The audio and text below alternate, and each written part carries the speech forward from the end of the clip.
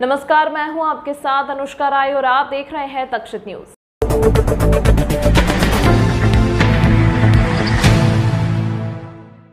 इंदौर में 36 जिंदगियों को निगलने वाली बावड़ी के अवैध अतिक्रमण को 5 पोकलेन मशीन से धराशायी किया गया। हालांकि कुछ लोगों ने कार्रवाई का विरोध भी किया।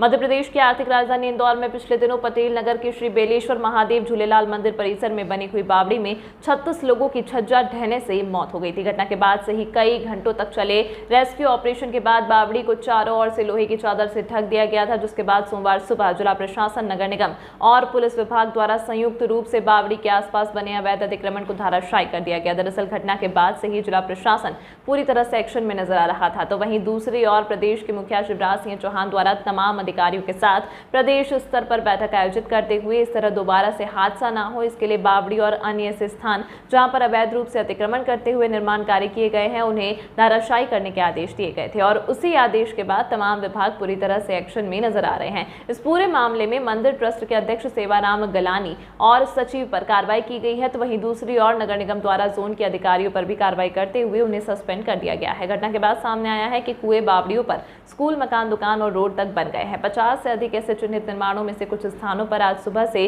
कार्रवाई शुरू हुई है। जैसे आपको पता है कि ये बहुत ही दुखद हादसा हुआ है। इस रीजन की सेफ्टी इंश्योर करने के लिए पुनः ऐसा रिपीट ना हो कभी भी, उस पूरी चीज़ को इंश्योर करने के लिए यहाँ पर आज ये कार्रवाई करी गई है। इसमें बावड़ी पूरी भर दी जाएगी और ऊपर जो स्ट्रक्चर्स बने हुए थे जिससे हो सकता है कि लोड काफ़ी ज़्यादा पड़ रहा हो ग्राउंड पे, जिसकी वजह से कोलैप्स भी हुआ है, उन स्ट्रक्चर्स को भी हटा दिया गया है।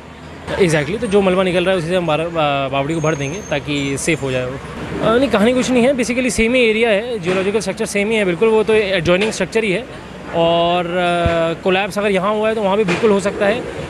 और गार्डन की ज़मीन है ये, तो जो भी स्ट्रक्चर था जिसमें वैध डॉक्यूमेंट नहीं थे और सेफ्टी रिस्क है वहाँ पर, जहाँ पर बहुत ज़्यादा, उसको हटा दिया गया। आप इस बावड़ी वाले स्ट्रक्चर की बात कर रहे हैं, तो बावड़ी वाले स्ट्रक्चर तो आप देख ही नहीं कि किस तरह स्ट्रक्चर कोलैप्स हो गया। तो नीचे की तो जो पूरी ज़मीन है वही ज़मीन निकल गई है, पूरी कोलैप्स हो गई है। तो वहाँ पर तो उस स्ट्रक्चर को रखना इज़ एक्सट्रीम डेंजरस, जनहानि कभी भी हो सकती है, तो उसको तो तत्काल रूप से हटाया गया। जैसे मैंने आपको बताया कि सेम ही एडजॉइनिंग पेरिफेरी है वो, ग्राउंड पे उसका कोई वैध डॉक्यूमेंट नहीं देखा गया है और कल को अगर यहाँ जनहानि हुई है तो वहाँ पे भी हो सकती है, बिकॉज एंटायर एक ही जियोलॉजिकल एरिया है वो, तो उसको भी हटा दिया गया। मूर्तियों को प्रॉपर विधि विधान से, जो प्रॉपर भगवान की मर्यादा होती हैं, पंडित द्वारा मूर्तियों को वहाँ से शिफ्ट करा गया और प्रॉपर विधि विधान से ही प्राण प्रतिष्ठा करते हुए ही मूर्तियों को दूसरी जगह लगाया जाएगा।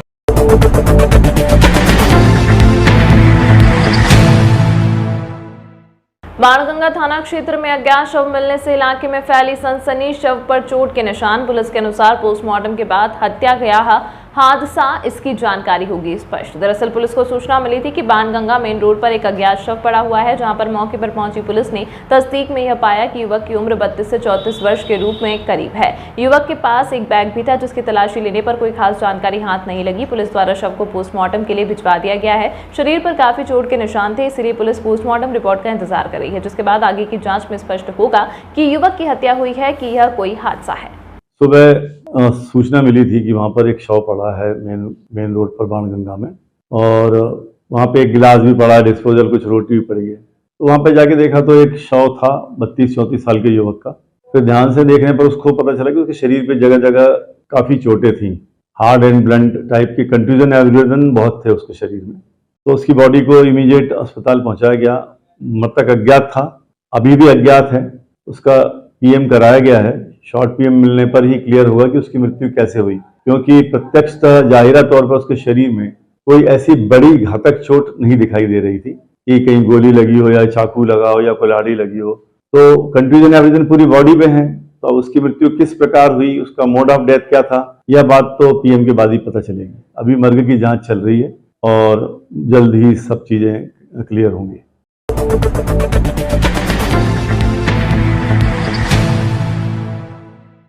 इंदौर के प्रसिद्ध और सबसे व्यस्त रीगल चौराहा पर इन दिनों नगर निगम की उदासीनता के चलते महात्मा गांधी रोटरी बदहाली पर आंसू बहा रहा है, जिस पर किसी का ध्यान नहीं जा रहा है। जिस पर कांग्रेस के नेता प्रतिपक्ष चिंटू चौकसे ने नगर निगम से महात्मा गांधी रोटरी को गोद लेने की बात कही है।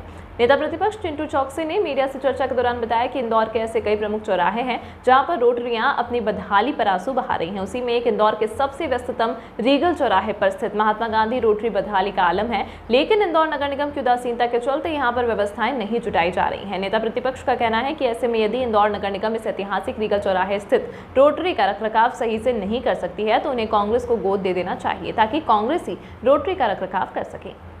देखिए, पहले बोलूँगा मैं हे राम के ईश्वर इन भारतीय जनता पार्टी के नेताओं को तो थोड़ी सी बृहत बुद्धि दे, थोड़ी समझ दे। जिन गांधी जी को और जिन गांधी जी का चश्मा भारतीय जनता पार्टी पूरे देश में यूज़ कर रही है, उपयोग कर रही है, गांधी जी के नाम का उपयोग कर रही है।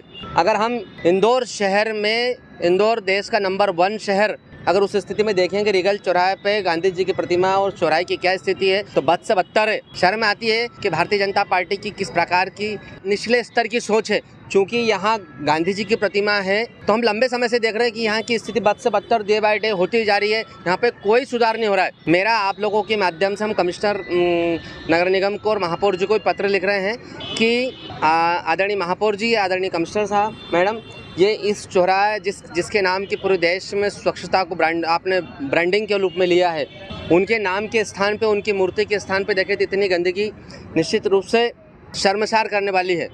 लेकिन हमको लगता है कि ये सब भारतीय जनता पार्टी की मानसिकता है कि जहाँ जिन लोगों ने भारत देश को आज़ाद कराया, जिन लोगों ने आज़ादी के लिए अपना बलिदान दिया, उन सब लोगों को खत्म करने पे लगे हुए भारतीय जनता पार्टी के लोग। लेकिन इस चौराहे की स्थिति दुर्गति ऐसी कांग्रेस पार्टी नहीं होने देगी। हम अभी पत्र लिख रहे हैं कमिश्नर मैडम को, महापौर जी को, और अगर हफ्ते 15 दिन में इसका व्यवस्थित काम स्टार्ट नहीं होगा तो इसको लेकर आंदोलन भी करेंगे।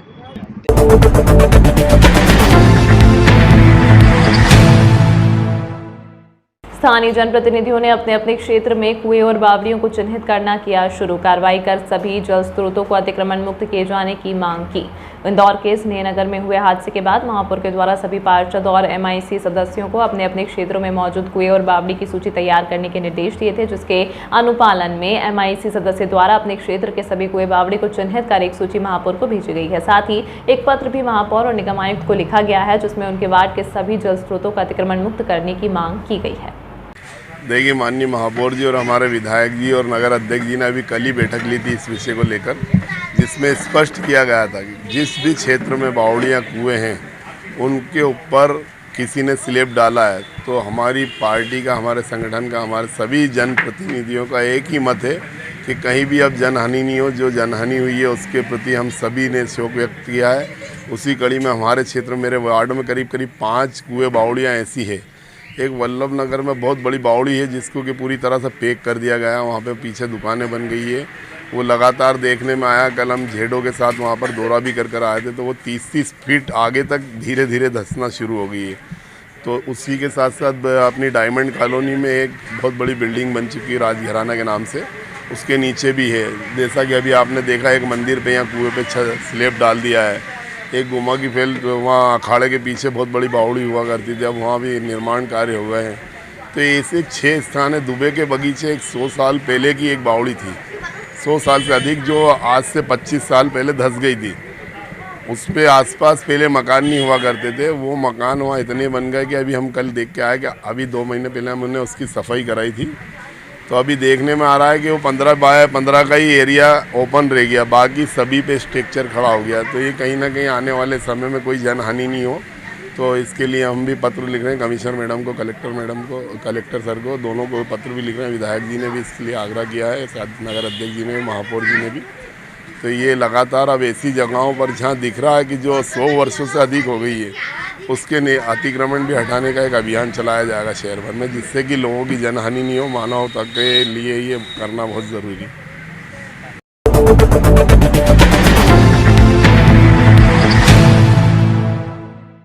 चुनावी वर्ष में लोगों को विकास कार्यों की सौगात देने का सिलसिला लगातार जारी है। विधानसभा 5 में भाजपा विधायक ने लोगों को दी स्वच्छ पेयजल की सौगात। वार्ड 47 में नर्मदा लाइन बिछाने का विधायक ने किया भूमि पूजन। दरअसल यह साल चुनावी वर्ष होने के कारण अलग अलग विधायकों के द्वारा अपने क्षेत्रों में विकास कार्यों का दौर शुरू हो गया है। इसी कड़ी में आज भाजपा विधायक महेंद्र हाडिया ने अपने विधानसभा में वार्ड 47 के लोगों को स्वच्छ पेयजल की सुविधा प्रदान करने के लिए भूमि पूजन किया। गौरतलब है कि वार्ड नंबर 47 के लोगों को गर्मी के दिनों में पीने के लिए पानी के लिए आसपास के इलाकों में जाना पड़ता है। वहीं इसी समस्या से लोगों को निजात दिलाने के उद्देश्य से आज भाजपा विधायक के द्वारा स्थानीय जनप्रतिनिधियों और रहवासियों के साथ नर्मदा लाइन बिछाने के कार्य का भूमि पूजन किया गया है। निधि के गोमा की फेल गली नंबर 1, 2, 3 यहाँ पानी की बहुत ज़्यादा समस्या थी, तो यहाँ के पार्षद MIC सदस्य नंदकिशोर पहाड़िया द्वारा यहाँ पर नर्मदा की लाइन जिसकी लागत 45 लाख रुपए है, आज उसका भूमि पूजन किया गया है। इस लाइन डलने के पश्चात इन तीनों गलियों के अंदर नर्मदा का पर्याप्त जल लोगों को मिलेगा। मैं इस अवसर पर एक संस्कार भवन भी की मांग भी लोगों द्वारा की गई है, उसकी पूर्ति भी विधायक निधि से की जाएगी।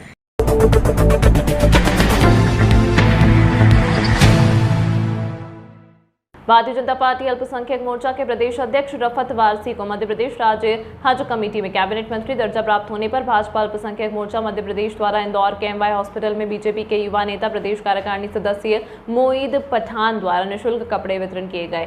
वार्ड नंबर 7 बीजेपी के युवा नेता और प्रदेश कार्यकारिणी सदस्य मोईद पठान ने भारतीय जनता पार्टी के अल्पसंख्यक मोर्चा के प्रदेश अध्यक्ष रफत वारसी को मध्य प्रदेश राज्य हज कमेटी में कैबिनेट दर्जा प्राप्त होने पर प्रदेश प्रवक्ता सनवर पटेल के आदेशों का पालन करते हुए गरीब बेसहारा लोगों के बीच पहुंचकर कपड़े वितरण किए। वहीं MY हॉस्पिटल में भर्ती मरीजों के लिए खाना भी बांटा गया। देखिए, रमज़ान का मुबारक महीना चल रहा है। रमज़ान के मुबारक महीने में भारतीय जनता पार्टी अल्पसंख्यक मोर्चा मध्य प्रदेश द्वारा आज प्रदेश के यशस्वी अध्यक्ष एवं हज कमेटी के चेयरमैन सम्मानीय जनाब रफत वारसी जी को मध्य प्रदेश शासन ने राज्य मंत्री दर्जा दिया है। उसी की खुशी को लेके आज हम MY हॉस्पिटल में यहाँ पर हमने बड़े और महिला और विशेष तौर पे बच्चों को कपड़े निःशुल्क बिल्कुल फ्री वितरण करके एक खुशी जाहिर करी है। माननीय अध्यक्ष जी को सब व्हाट्सएप, फेसबुक और अन्य तरीके से कॉल से सब उनको विश कर रहे हैं। हमने सेवा कार्य करके उनको एक बधाई के तौर पे एक खुशी जाहिर करी है। मतलब एग्जैक्ट तो नहीं बता पाऊंगा, लेकिन फिर भी कम से कम 300 से 400 जोड़ यहाँ पर कपड़ा आज हमने निःशुल्क बांटे हैं। आगे यही पहल रहेगी। मेरे सब साथी मिलके सेवा कार्य करते रहते हैं और भारतीय जनता पार्टी का प्रत्येक कार्यकर्ता लगातार 5 वर्ष 5 साल कार्य करते रहता है। सेवा कार्य सभी के लिए करते रहते हैं। तमाम महत्वपूर्ण खबरों के लिए देखते रहिए तक्षशित न्यूज।